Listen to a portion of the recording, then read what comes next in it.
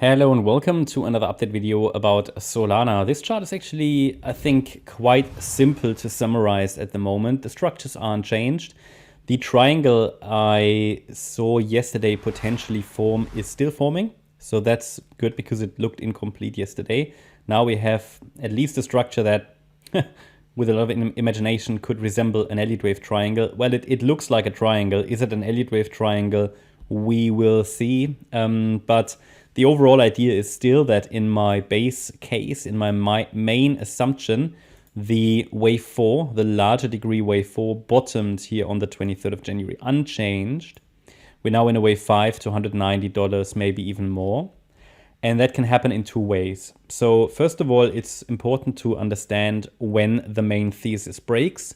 When does my main assumption invalidate? Well, it will be invalidated with a break below, it's quite simple.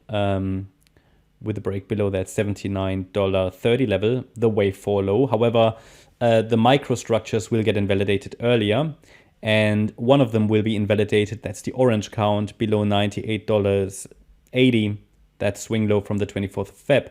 The other one, the yellow one, will be invalidated with, but actually no, they will be both invalidated as they are now at 98.80. Okay, so both of them. So that's the invalidation point. The support, there is an ideal support level, which if that breaks, gives us a first warning that the overall idea isn't going to work out. But the invalidation is a bit different. So invalidation is objective. That's really, okay, you know, the count is broken. If the support area breaks, I normally assume it's broken. It is technically still valid though, but in 9 of 10 cases, it is going to invalidate then. And that's here at $105.80. Okay, so as long as, very simple condition, as long as the $105.80 level is holding, we should get to 190. That's sort of the roadmap. Below $105.80, until then, I don't need to adjust the roadmap. Below that level, I have to. Okay, so key is in market analysis and also in trading to recognize what are the relevant parameters I'm observing for my trading, yeah, on the chart. And the parameters are given obviously through the analysis. When the market deviates from those parameters, yeah, if it takes another route, okay, doesn't take the motorway, but instead the, I don't know, the scenic route, well, then we have to just understand that it's a different pathway. It's following what will then be the likely pathway. That's what we then have to sketch out. But for now, as long as the $105.80 level is holding, the forecast is for the price to reach 190 in an ideal world. In the very short term, obviously, when we zoom in to the detail here, into the detailed wave structure, there will also be a couple of scenarios, but that's the main support area. That doesn't mean the price has to test 105.80. We actually have 4 support levels here: 105.80, 111.90, 116.40, and 121.11. So if we go to the 1 hour chart and zoom in, then you'll see here this sideways triangle I've been tracking. So in both counts, yellow and orange, which in the short term move together, there is a good chance for one more high in wave 5, and this wave 4 might unfold as a triangle. Not very happy. It's not a very clean micro count here in this triangle, so I'm not very happy with it. Just be aware there could just be one more higher low and then we go. A break above the 135.20 level would be an early indication that we're moving up in wave 5, possibly targeting 139.60 to 149.60 next. A break to the downside of the triangle, a break out of the boundary line to the downside, would indicate that we are probably already in this wave 2 or wave 4, so that we are that we completed the move up here, obviously, okay?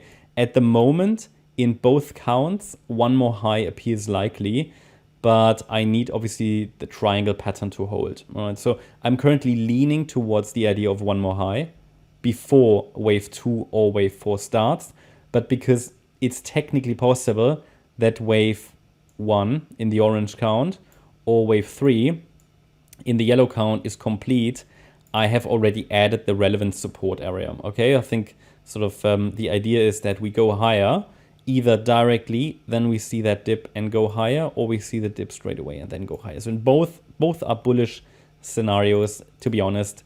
This is really just the micro count, and it's basically they are both the same. It's part of the same scenario, really. And then also the yellow and the orange counts, in case you get confused, they only are different pathways. They are both bullish. They both share the same support area. And therefore, I think they both have to be recognized. I just have them on the chart to help you understand that we might just see a few, they just will move up in different ways, really. The orange count is probably a little bit more aggressively bullish, whereas in the yellow one, the wave 5 here would be an ABC structure.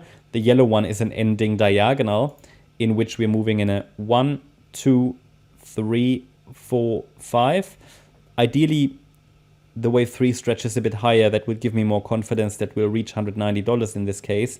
The orange one is sort of an A, B, C structure, with the C wave being a 5-wave move. 1, 2, 3, 4, 5. And they could both get to 190. Okay, but the condition is that we're holding $105.80. Now, in the very short term, this looks like a bullish pennant that has a good chance to break to the upside. But Elliott wave helps us to understand that it's likely only going to be the last move up before the next pullback occurs in waves 4 or 2. That's my update about Solana. Hope you liked the update. If you did, please hit the like button, leave a comment and subscribe. And if you really like the content, then please check out the channel membership. Also, make sure that you follow us on Instagram and Twitter for additional content. Thanks a lot for watching. Bye-bye.